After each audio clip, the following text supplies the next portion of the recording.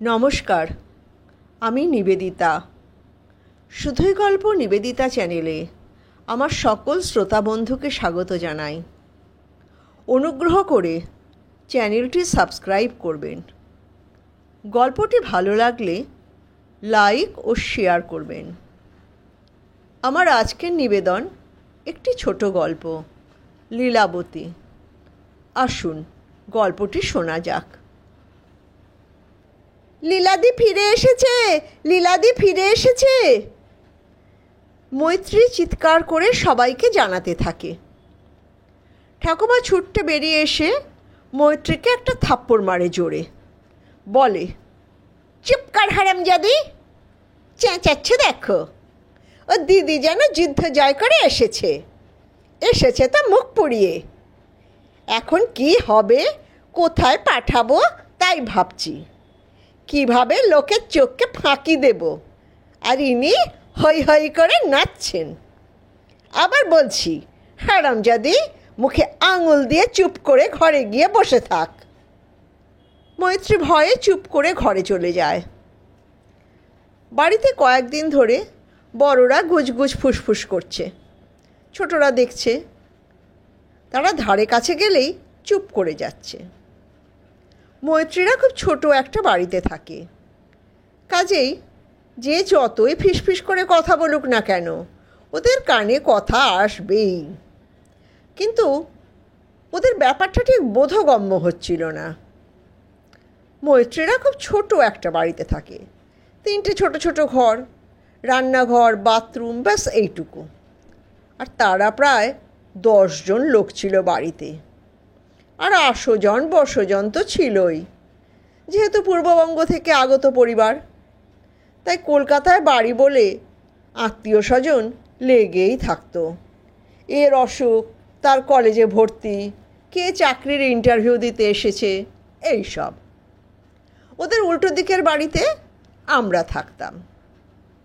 আমাদের বাড়ির দোতলার ছাদে দাঁড়ালে ওদের বাড়ির উঠোন দেখা যেত। ওরা সবাই কি করছে বোঝা যেত। বাড়িটা আসলে একটা ভাড়া বাড়ি। মৈত্রীর বাবা ভাড়া নিয়েছিলেন। মৈত্রী, ওর দাদা, ওদের মা বাবা আর ঠাকুমা দাদু থাকতেন। তারপর আস্তে আস্তে আরও 2 কাকা আসে। তারাও কলকাতায় চাকুরিরত। থাকার জায়গার অভাব, সুতরাং দাদার বাড়িতেই থাকবে। তখনকার দিনে এইরকমই হতো, মেঝেতে বিছানা করে শুয়ে থাকবে। মেসের খরচাটা তো বাঁচবে। কলকাতায় বাড়ি বলে বড় 2 ভাইও, যারা কলকাতার বাইরে চাকরি করত, তারা তাদের ছেলে মেয়েদের এইখানে পাঠিয়ে দিল পড়াশোনার জন্য। আবার যার যার বয়স অনুযায়ী স্কুল কলেজেও ভর্তি করে দিল। এতে যে যার বাড়ি তার উপর কত চাপ পড়ে সেটা আর কেউ ভাবে না। যে রান্নাবান্না করছে সেই বা কী করে সামলাবে তাও কেউ ভাবতো না। ভাবতো, কাকি জেঠি তো মায়েরই মতো, আর এক হাঁড়িতেই ভাত হবে, বেশি আর কম। তখনকার দিনের মানসিকতাটাই এই রকম ছিল। এখন যেমন আমরা ভাবি কারো বাড়ি গিয়ে থাকবো না, ওই সব তখনকার দিনে রেওয়াজই ছিল না। মানুষ অল্পেই খুব খুশি ছিল। সুখের সংজ্ঞা অন্যরকম ছিল। পেট ভরে ভাত পেলেই মানুষ সন্তুষ্ট।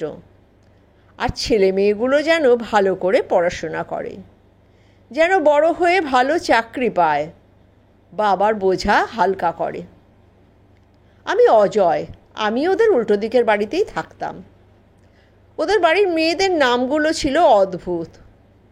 ওদের ঠাকুমা বড় আদর করে নাতনিদের নাম রেখেছিলেন, গার্গী, লীলাবতী, খনা, মৈত্রী। গার্গী আর লীলাবতী মৈত্রীর এক জ্যাঠার মেয়ে।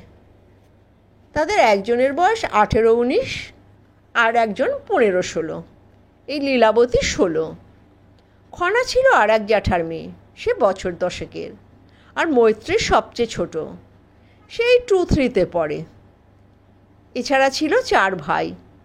একজন মৈত্রীর দাদা, বাকি 3 জন কোনো জ্যাঠার কোনো কাকার। সবাই যে নিজের তা নয়, জ্ঞাতি ভাইয়ের ছেলেরাও থাকতো। ছেলেগুলো মোটামুটি 7, 8, 9, 10 এইরকম সব ক্লাসে পড়তো, সব পিঠোপিঠি। মৈত্রীদের যে 2 কাকা ছিল, তাদের মধ্যে যে ছোট কাকা, তার সাথে আমার বন্ধুত্ব ছিল। সে কাকার কাছে খবর পেতাম ওদের বাড়ির। কাকা কলেজে ঢুকেছিল সবে, তখনই দেশভাগের ঝামেলা। পারিবারিক চাপে কাকা চাকরি করতে বাধ্য হয়। সরকারি অফিসের কনিষ্ঠ কেরানি। অনেক দুঃখ নিয়ে সজল মানে কাকা থাকতো। তার মধ্যেও যত ছেলেমেয়ে ছিল তাদের পড়াশোনার দেখভাল করত। ও গল্প করত, জানো তো, মৈত্রীরা ভাই বোন দুজনেই পড়াশোনা করে। গার্গী কিছুটা করে, লীলা একদম পড়ে না, বাকিরা পাশ করে যায়। ওদের একটাই লক্ষ্য ছিল, ছেলেমেয়েরা যেন ভালোভাবে পড়াশোনা করে দাঁড়িয়ে যায়, জীবনে প্রতিষ্ঠিত হয়। লীলাবতী মানে লীলা ছিল উড়ুক্কু স্বভাবের। সে পাড়া বেড়াতে ভালোবাসত, সাজতে ভালোবাসত। গার্গী লীলার বাবা ওদের কলকাতায় রেখেছিল বটে পড়াশোনার জন্য, কিন্তু লীলার মন পড়াশোনায় ছিল না।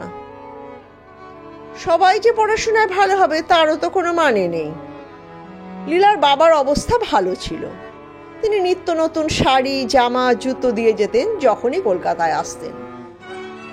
লীলা সেই সব নতুন শাড়ি পরে পাড়া বেড়াতে যেত। ওর বয়স এই 15-16 ছিল। তখনকার দিনে ওই বয়সের মেয়েরা শাড়ি পরত। ওর চোখ থাকতো পাড়ার ছেলেদের দিকে। ওর দিদি গার্গী ওরকম ছিল না। লীলা কেবল ছেলে দেখত, অনেকটা বলা যায় ছেলে ঘেঁষা। তা ছেলে ছোকরারা তো এসব সুযোগ নেবেই। কেউ কেউ টুক করে সামনে একটা টুকরো কাগজ ফেলে দিয়ে চলে যেত। লীলা কুড়িয়ে নিত। ওগুলো ছিল খুচরো প্রেমপত্র। লেখা থাকতো, আই লাভ ইউ টুবলু। এইরকম যে পাঠাচ্ছে তার নাম। পাড়ায় সবাই জানতো। পাড়া ছাড়িয়েও লীলার কথা ছড়িয়ে পড়েছিল অন্য পাড়ায়। লীলার ছেলে ঘেঁষা স্বভাবের জন্য সবাই মজা করত।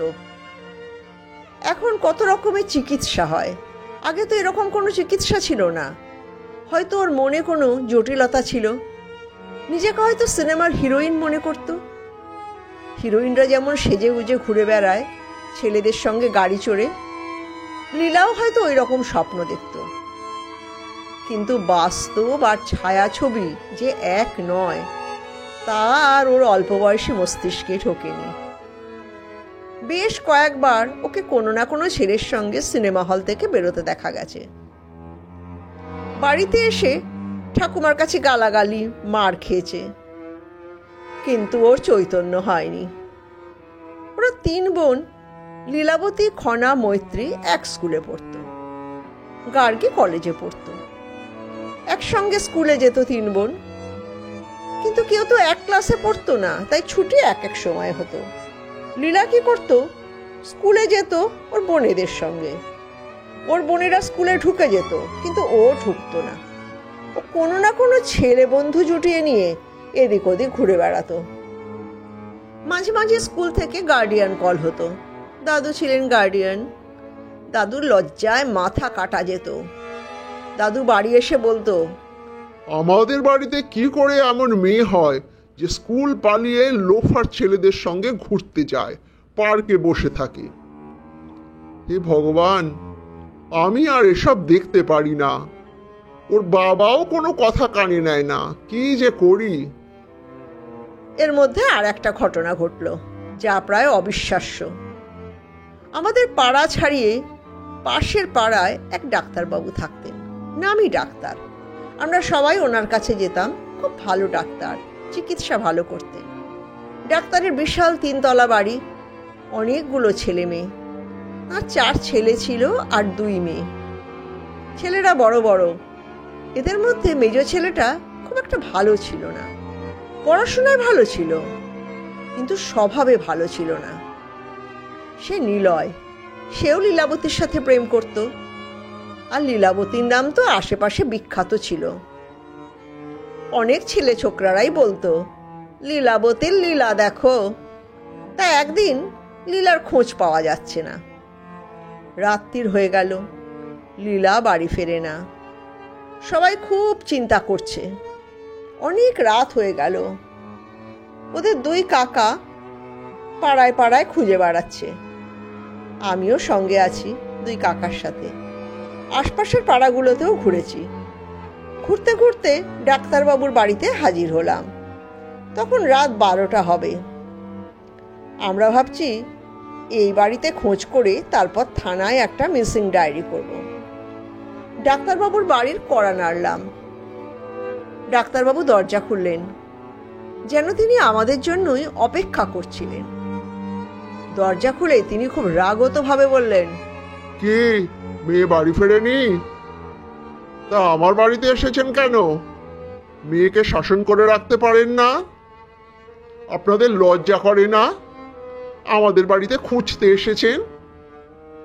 একটা কথা মনে রাখবেন, নিলয় আমার ছেলে, তার গায়ে একটা আঁচড়ও লাগতে দেব না। কিন্তু আপনাদের মেয়ের কি হবে?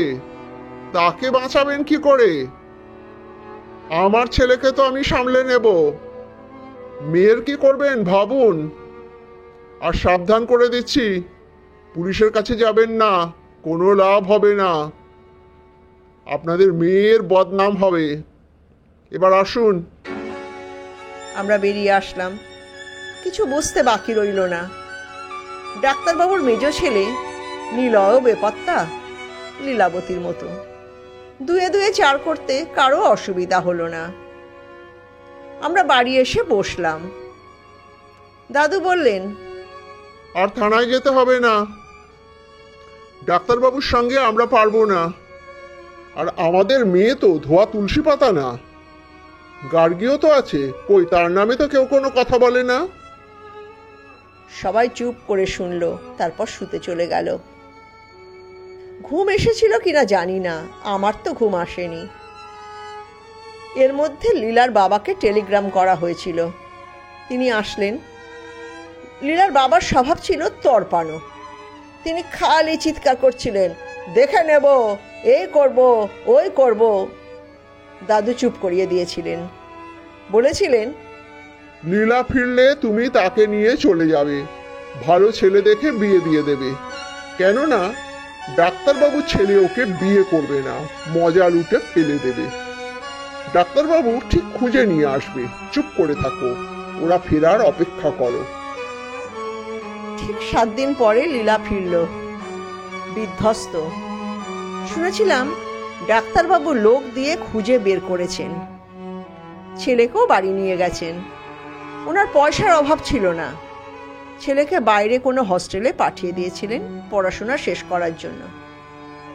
এই হচ্ছে মৈত্রীর চিৎকার করার কাহিনী। লীলাদি ফিরে এসেছে। লীলার বাবা লীলাকে নিয়ে চলে যান। কিছুদিন পর খবর আসে তিনি লীলার বিয়ে দিয়েছেন। সবাই একটু শান্তির নিঃশ্বাস ফেলে। কিন্তু এই শান্তি বেশি দিন স্থায়ী হয়নি। ওর বাবা খবর দেন লীলাকে ওর শ্বশুরবাড়ির লোক বাপের বাড়িতে পাঠিয়ে দিয়েছে, কারণ লীলা নাকি বিয়ের আগে অন্তঃসত্ত্বা হয়ে পড়েছিল। বিয়ের সময় সে 2 মাসের অন্তঃসত্ত্বা ছিল। তার মা বাবা ঘাট থেকে নামানোর জন্য তার বিয়ে দিয়েছিলেন। তাছাড়া তাদের হাতে কোনো উপায়ও ছিল না। লীলা বুঝে না বুঝে অনেক অন্যায় করেছে। এবার সে আর পারল না। সে একদিন রাত্রির বেলা বাথরুমে ঢুকে গায়ে কেরোসিন ঢেলে আগুন লাগিয়ে দেয় নিজেকে শেষ করার জন্য। লীলা আর বাঁচেনি। 2 দিন পরে হাসপাতালে মারা যায়। সবাইকে জ্বালিয়ে পুড়িয়ে লীলা অবশেষে শান্তি পেল।